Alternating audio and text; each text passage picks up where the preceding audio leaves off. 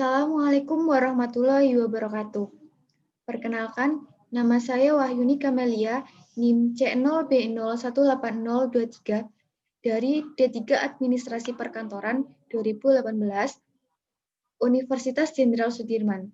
Di sini, saya akan menjelaskan sedikit tentang pemilihan umum atau pemilu pada tahun 1992. Dari mulai pengertian. Pemilihan umum atau sering disingkat dengan pemilu adalah proses memilih seseorang untuk mengisi jabatan tertentu.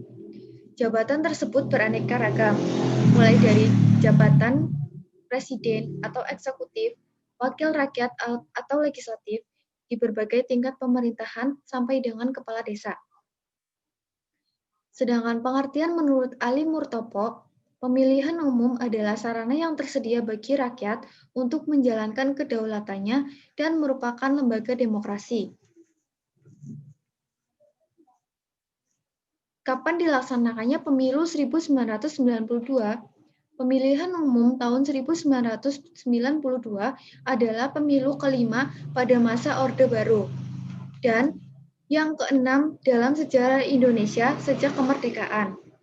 Pemilu ini dilaksanakan pada tanggal 9 Juni 1992.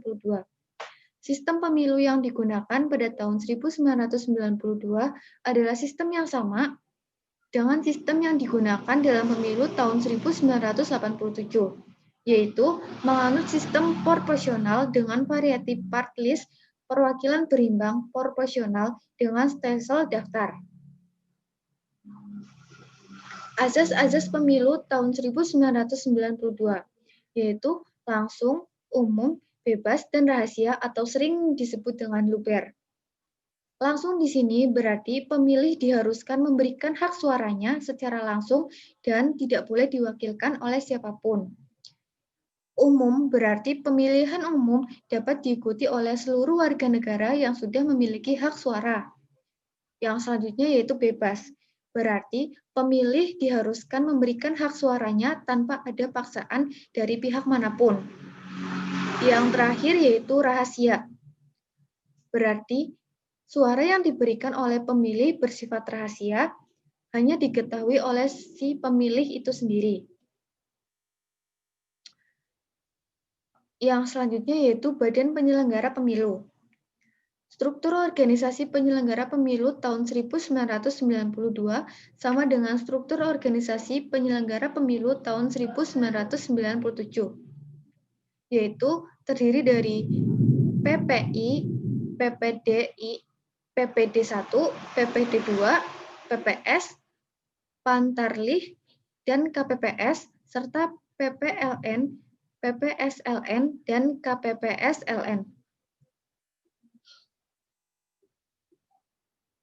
Tujuan pemilu tahun 1992. Tujuan pemilu tahun 1992 adalah memilih wakil secara langsung, 400 kursi DPR, dan untuk memilih wakil-wakil yang akan duduk di Lembaga Perwakilan Rakyat periode 1992 sampai 1997. Total pemilih yang terdaftar adalah 105.565.697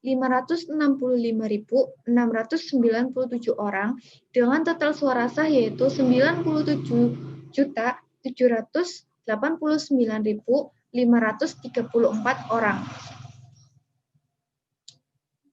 Yang selanjutnya yaitu partai yang mengikuti pemilu tahun 1992. Pemilu tahun 1992 ini diikuti 2 partai politik dan 1 golongan karya. Partai yang mengikuti pemilu tahun 1992 yaitu yang pertama, Partai Persatuan Pembangunan atau P3, yang kedua golongan karya atau Golkar, yang ketiga Partai Demokrasi Indonesia atau PDI. Sebagai pemenang mayoritas hasil pemilihan umum ini adalah golongan karya. Yang selanjutnya yaitu hasil pemilu tahun 1992. Komposisi anggota DPR totalnya adalah 500 orang.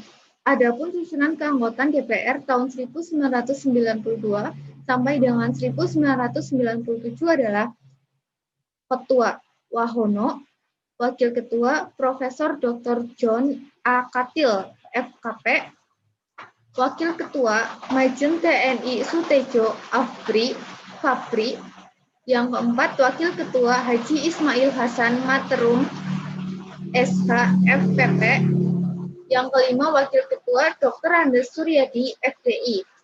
Presiden Soeharto juga mengangkat 75 orang atau kursi untuk ABRI dan 25 kursi untuk golongan fungsional. Tambahan, hasil pemilu yang pemungutan suaranya dilaksanakan tanggal 9 Juni 1992 ini pada waktu itu agak mengagetkan banyak orang.